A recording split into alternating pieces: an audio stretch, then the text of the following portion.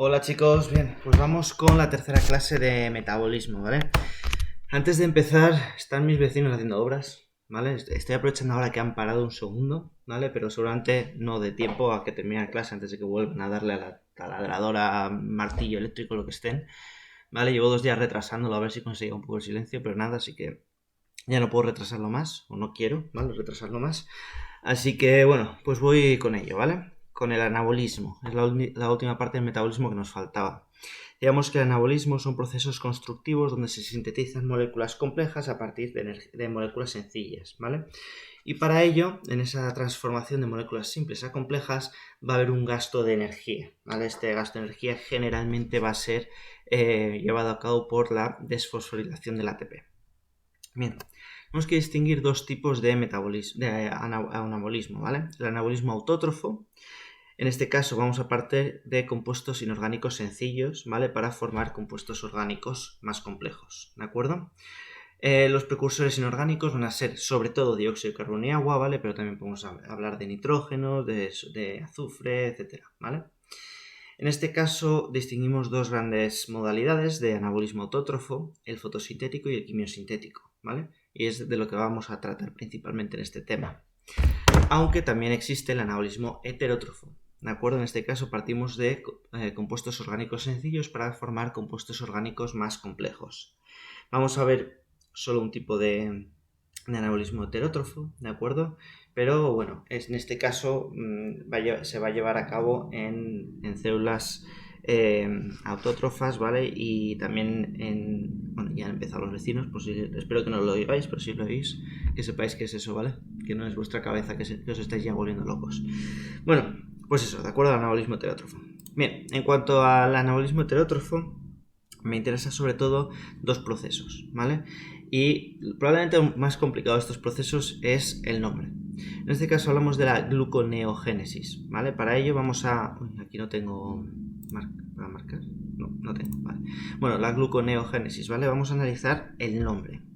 Gluco viene de glucosa. Neo significa nuevo, ¿vale? Y génesis es formación. Entonces, es formación de glucosa de nuevas, ¿vale? Es decir, no es glucosa que ingerimos, es fabricar glucosa. ¿De acuerdo? En este caso, la síntesis de la glucosa partimos del ácido pirúvico o del piruvato, ¿vale? El piruvato pues, nos puede venir de varias formas, ¿de acuerdo? De varios sitios, pero principalmente es a través del lactato, ¿vale? O del ácido láctico. También podemos introducirlo o llegar a glucosa a partir del glicerol, ¿de acuerdo? Que ya sabéis que, por ejemplo, aparece desde la beta oxidación, ¿vale? O sea, antes de la beta oxidación, cuando tenemos un ácido glicérido, ¿vale? Y rompemos esos enlaces éster y tenemos un glicerol y 3 ácidos grasos, ¿vale? Pues ahí, ese glicerol, ¿de acuerdo? Obviamente la glucosa tiene 6 carbonos, glicerol y piruvato tienen 3, por lo tanto necesitamos o 2 glicerinas o 2 ácidos pirúvicos, ¿vale? Y nada, pues eso, consiste en fabricar glucosa. Como veis es un proceso prácticamente inverso a la glucólisis, ¿de acuerdo? Es el proceso invertido de la glucólisis, ¿de acuerdo? Para que, claro, la glucólisis es un proceso catabólico, pues en este caso es un proceso anabólico, con un gasto de energía, ¿vale? No tiene mucho secreto, ¿vale? Bien, el otro es la glucogeno-neogénesis, ¿vale? Lo leo así, como si fuera retrasado. Bueno, no debería decir eso, como si fuera tonto, porque, bueno, para que analicemos el nombre, ¿vale? En este caso estamos hablando del glucógeno, ¿de acuerdo? Viene el nombre, ¿de acuerdo? Entonces no estamos hablando de glucosa, estamos hablando o sea, no estamos hablando de un monómero, de un monosacárido, sino de un polisacárido, ¿de acuerdo? En este caso el glucógeno, que vamos a formar también de nuevas, ¿vale? Que no es el glucógeno que digerimos, y es la formación de este, ¿de acuerdo? Por eso el génesis, ¿vale? Atentos porque, como veis, realmente la diferencia entre el nombre es mínimo, ¿vale? Pero el propio nombre, si analizamos el nombre, nos está diciendo qué ocurre, ¿vale? Vale, en este caso queremos formar una cadena de glucosas. Entonces, ¿qué es ese es el glucógeno, ¿no? Una cadena de glucosas con un enlace 1,4, ¿de acuerdo? Un enlace alfa 1,4 era. No me acuerdo ahora, se me ha ido un poco. Bueno, pues lo dicho. Y en este caso, pues lo que vamos a tener es gasto, en lugar de ATP o de GTP, es de UTP, ¿vale? Del uracil trifosfato. Pero bueno, a lo que nos interesa viene siendo parecido al ATP, ¿vale? Y a partir de glucosas. Entonces, cada vez que lo que vamos a hacer es primero fosforilar la glucosa con un ATP, ¿vale? Y luego usar el UTP para formar el enlace O-glucosídico, ¿vale? En este caso, obviamente, aunque no lo pone, no lo veo, ¿vale? Acordaos que para formar el enlace glucosídico perderíamos una molécula de agua, ¿vale? Y ya está. Esto lo que más incide en las preguntas es dónde ocurre, ¿vale? Pues muy sencillo. Ocurre en el hígado y en el músculo esquelético, ¿vale? De los animales. Obviamente, porque las plantas no tienen ni hígado ni músculo esquelético, pero es que además no tienen glucógeno, ¿vale? Así que bueno, pues eso. ¿El objetivo cuál es? El de almacenar glucosa, ¿de acuerdo? Son dos órganos, son junto con el cerebro los órganos que más consumo de glucosa tienen, ¿vale? Y entonces necesitamos almacenar esa glucosa, ¿de acuerdo? Entonces aparece ese almacenamiento en forma de gluconeogénesis, ¿de acuerdo? Bueno, pues aunque en los apuntes también tenéis el anabolismo de lípidos, de proteínas, incluso de ácidos nucleicos, ¿vale? Eso lo dejo para vosotros. Si tenéis alguna duda me escribís, ¿de acuerdo? Ya os recuerdo que yo voy en estas clases voy un poquito al grano, ¿de acuerdo? Voy a lo más importante y realmente si domináis lo que os explico en clase estáis para el 6-7, ¿de acuerdo? Ya sabéis que el 6-7 hasta el 10 pues implica pues profundizar en todo lo que yo no explico, ¿vale? Bien, seguimos un poquito, ¿vale? Pasamos ya al anabolismo autótrofo. Les encanta, ¿vale? La fotosíntesis, porque normalmente cuando estudiáis metabolismos quedáis muy bien con la glucólisis, con el ciclo de Krebs, que van a transportar electrones, o sea, el catabolismo generalmente lo domináis muy bien, pero cuando llegáis al anabolismo venís ya más desfondados y no le soléis dar mucha más importancia, ¿vale? Y preparando la prueba del otro día me di cuenta que es que hay muchísimas más preguntas de fotosíntesis que de otra cosa, ¿vale? De metabolismo. Entonces vamos a meterle un poquito de chicha a esto. Vamos con la fotosíntesis, ¿vale? Principalmente en el caso de fotosíntesis vamos a utilizar como fuente de energía los fotones de luz del sol, ¿vale? Y como base inorgánica el dióxido de carbono y el agua, ¿de acuerdo? Bien, acordaos que la fotosíntesis hablábamos de dos fases, ¿vale? Una fase que se llama luminosa porque requiere de fotones de luz y una fase oscura, ¿vale? Ahora bien, la fase oscura no ocurre en oscuridad. La fase oscura ocurre siempre y cuando tengamos suficiente de esto, de NADPH y de ATP, ¿vale? Mientras que haya de eso, podemos hacer la fase oscura. El momento en el que se agota esto es cuando se detiene la fase oscura. ¿Y cuando se agota? Pues cuando la fase luminosa lleva un tiempo sin funcionar para generarlo. Por lo tanto, normalmente tras unas horas o minutos, depende un poco, de oscuridad, deja de hacer la fase oscura, ¿vale? Lo que pasa es que se llama fase oscura porque ocurre cuando ya no hay luz, sigue ocurriendo durante un tiempo, ¿vale? Tener eso en cuenta porque también lo normal, ¿vale? Para mí sería llamarlo ciclo de Calvin, ¿de acuerdo? Lo que pasa es que en la EBAU sí que he visto que abusan un poco de llamarlo fase luminosa y fase oscura. Entonces, bueno, tener eso en cuenta, ¿de acuerdo? Bien, entonces, lo primero vamos a tener lo que se llama el complejo antena, que son una serie de moléculas que van a encargarse de captar los fotones de luz, ¿vale? Para que la fase luminosa ocurra, ¿vale? Por ello, ese complejo antena lo que hace es reconduce la luz hasta que llega a los fotosistemas, ¿vale? En este caso tenemos dos tipos de fotosistemas. El fotosistema 1, ¿vale? Que es el segundo que participa, que es el conocido como P700, ¿vale? Se llama así porque es el que absorbe la luz de una longitud de onda de 700 nanómetros. Y el fotosistema 2, que es el primero que actúa, ¿de acuerdo? No os liéis con eso, porque eso os liáis mucho, ¿vale? Y en este caso hablamos del P680 y adivinar qué longitud de onda absorbe. Efectivamente, luz con una longitud de onda de 680 nanómetros, ¿vale? Bien, bueno, pues en este caso la fase luminosa transcurre de la siguiente forma. El fotosistema 2, ¿vale? Capta su luz, que es reconducido por su compleja antena, ¿vale?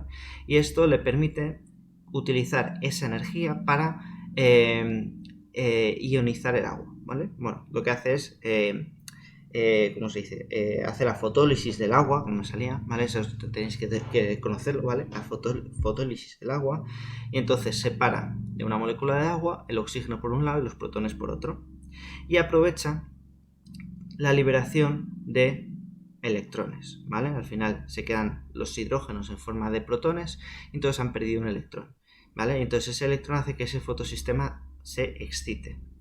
Ese fotosistema excitado va a hacer una cadena transportadora de electrones, ¿vale? Aquí solo vienen dos elementos, pero tened en cuenta que son varios, ¿vale? La PQ, el complejo BF, la PC, bueno, lo que sea, ¿de acuerdo? Y esto implica también un bombeo de protones, ¿de acuerdo? De un lado del tilacoide a otro. Bueno, no he hablado de la localización celular, pero ahora voy, ¿vale? Ahora explico eso un segundito. Bien, aún sí que aparecen todos los complejos. Bueno, la cosa, ¿de acuerdo? Al final ceden ese último electrón al fotosistema 1. El fotosistema 1 aprovecha que ya tiene un electrón para, con el fotón de luz, volver a excitar ese electrón, ¿de acuerdo? Y pasarlo al ferrodioxin, ¿vale? Y tal, y hace o genera la reducción del NADP, ¿vale? Y forma NADPH, que luego va a ser utilizado en la fase oscura, ¿vale? Bien, ¿dónde ocurre todo esto? Como os decía, ocurre en cloroplastos y membrana de los tilacoides de los cloroplastos, ¿vale? Veis que esto es una membrana y está pasando o pasa los protones desde el estroma del cloroplasto hasta la parte interna de los tilacoides, ¿vale? Generando una zona muy protonada en el interior de los tilacoides. ¿A qué nos suena esto? Pues efectivamente a la cadena transportadora de electrones de la mitocondria, ¿vale? Generamos ¿cómo se dice esto? Una zona muy rica en protones y una zona pobre en protones, porque no solo estamos pasando protones de aquí a aquí y aquí estamos formando protones, sino que los protones que haya por aquí los estamos usando para que el NADPH capte el electrón, ¿vale? Entonces aquí cada vez hay menos protones y aquí hay más. ¿Qué permite esto? Que haya no sé qué me pasó ahí, no me salen las palabras, un gradiente de protones, ¿vale? Que será utilizado por la ATP sintetasa para generar ATP, ¿vale? Muy bien, ese ATP y ese NADPH es el porqué de todo esto, ¿vale?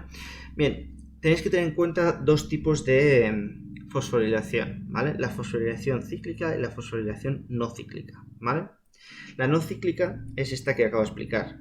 Se obtiene una molécula de ATP por cada par de electrones que circulan, ¿de acuerdo? Y vamos a estar formando NADPH. Perdón, no estamos formando. En este caso, la fosforilación cíclica, lo que formamos es NADPH y un ATP, ¿de acuerdo? Un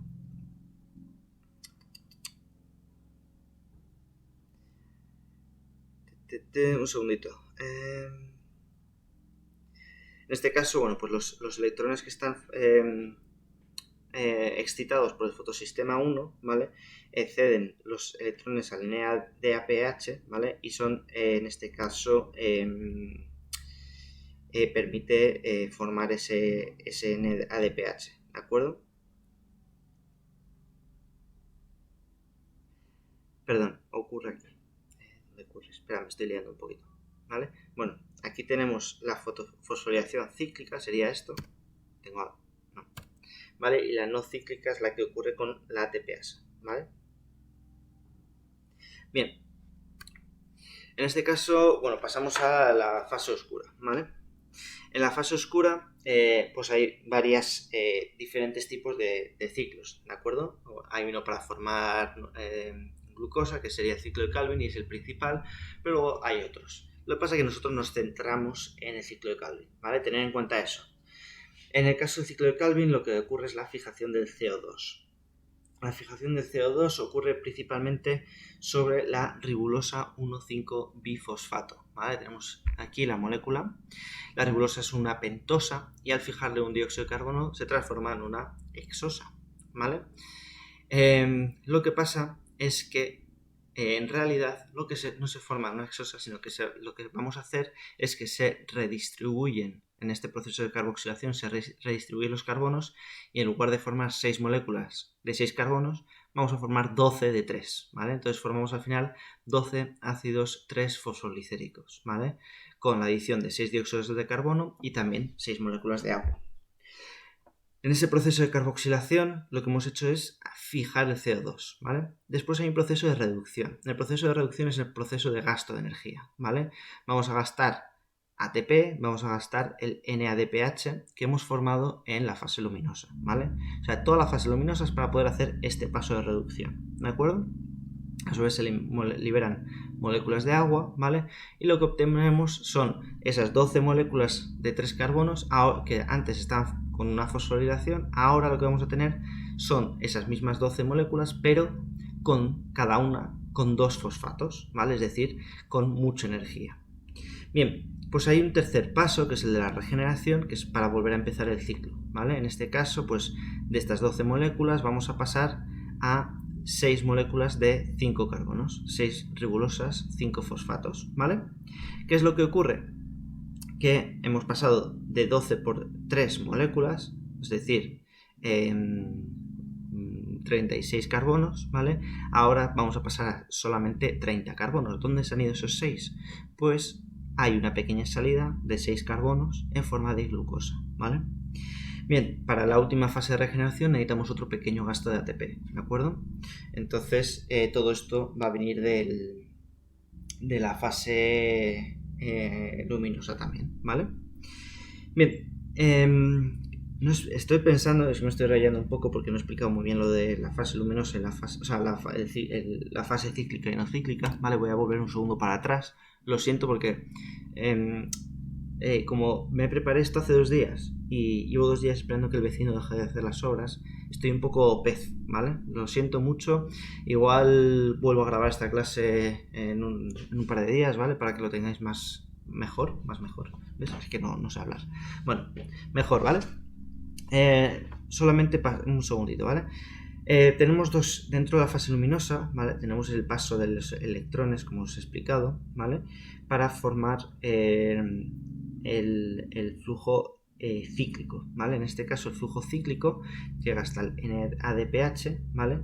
Y en este caso lo que permite es formar esta molécula que necesitamos luego en la fase oscura, ¿vale? Pero también se forma un ATP. Bien, ¿qué es lo que pasa? Que necesito más ATPs.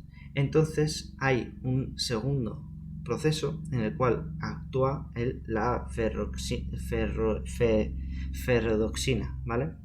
Y en este caso va a permitir el paso de los electrones nuevamente al complejo BF y va a hacer como un segundo ciclo, ¿de acuerdo? Que lo que va a permitir es que haya más paso de protones para que así por cada fosforilación, o sea, por cada fotólisis del agua ocurre al final haya un mayor paso de protones y se lleguen a formar 2 moléculas de ATP, ¿vale? Sin eso solo se formaría una molécula de ATP, entonces estaríamos formando un NADPH y un ATP por cada molécula de agua. Y no, necesito 2, ¿vale? Porque acordaros, porque necesito 2 ATPs por cada NADPH, ¿vale? Entonces hay como un segundo bucle aquí, que no está dibujado, ¿de acuerdo? Que permite también mayor paso de protones, ¿vale? Bueno, espero que haya quedado un poco más claro. O sea, lo he explicado muy mal, ¿vale? Así que lo siento. Bien, vamos un poquito aquí, en esta misma diapositiva he metido 2 puntos, ¿vale? Por un lado, el balance energético. El balance energético es muy sencillito, ¿vale? De reactivos que tengo, pues agua y dióxido de carbono, ¿vale? Necesito agua para la fotólisis, ¿vale? Para la fase luminosa, necesitaré 6 aguas para formar 12 ATPs y 6 NADPHs para dar una vuelta entera al ciclo de Calvin.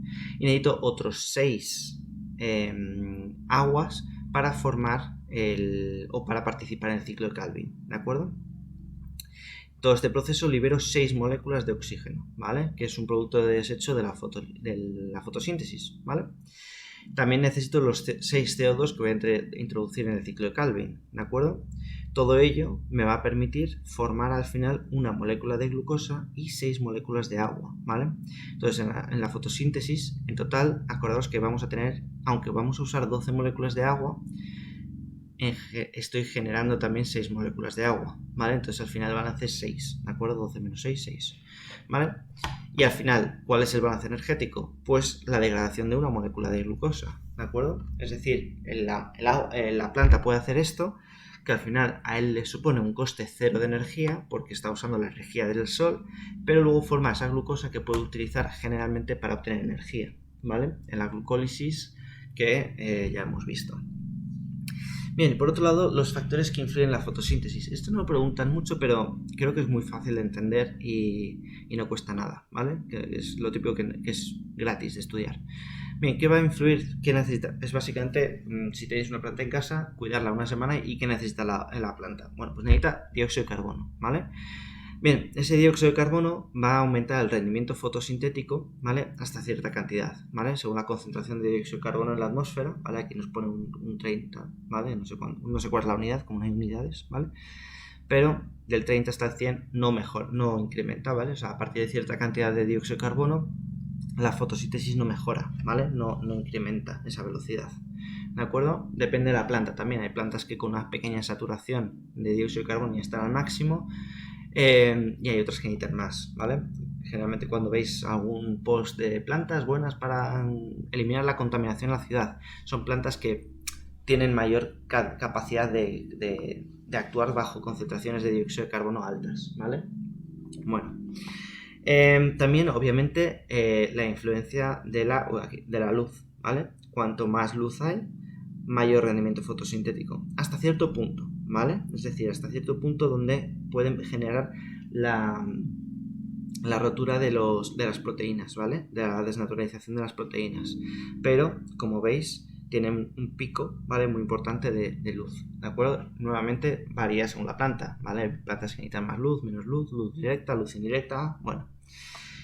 También influye mucho la temperatura, ¿vale? Como cualquier reacción química. Más temperatura, más actúa. ¿Hasta qué punto? Hasta el punto donde se empiezan a desnaturalizar las proteínas. Lo mismo, dependerá de la planta, dependerá de qué adaptación tiene. Como veis aquí, los líquenes alpinos, a partir de los 1 o 2 grados, empieza a desnaturalizarse las proteínas. Las plantas normales, alrededor de los 20 y tantos grados, empiezan ya a desnaturalizarse. Cuando hablan de plantas normales son plantas de interior, ¿vale? Por eso se llaman, o sea, por eso nos interesa, estas plantas son de interior porque están adaptadas a una temperatura que es la que estemos en casa, ¿vale? En casa normalmente la temperatura en invierno con la calefacción ronda los 20-21 grados, en verano con el aire acondicionado probablemente no subas de 26, ¿vale? Pues eso. Y las plantas tropicales que, como veis, resisten a una temperatura mucho más elevada, ¿vale?